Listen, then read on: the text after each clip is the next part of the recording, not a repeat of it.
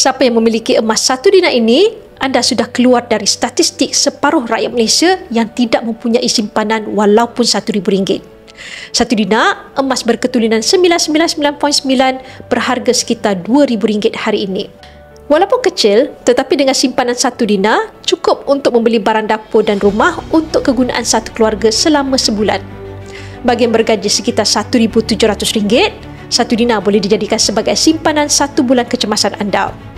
Anda boleh letakkan matlamat simpan sekurang-kurangnya 3 keping 1 dinar untuk simpanan 3 bulan pendapatan. Anda boleh pilih kaedah simpanan GAP atau Gold Accumulation Program. Simpanan ini tiada charge dan tiada komitmen. Anda hanya perlu konsisten menyimpan.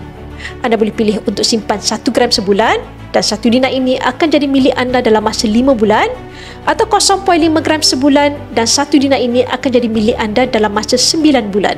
Simpanan emas adalah simpanan untuk masa depan. Bagi yang ingin mengukuhkan kewangan bermula dengan simpanan emas, anda boleh rujuk pin video saya untuk 5 langkah daftar akaun Public Gold dan saya akan bimbing anda dalam cara dan langkah-langkah simpanan emas yang terbaik untuk anda.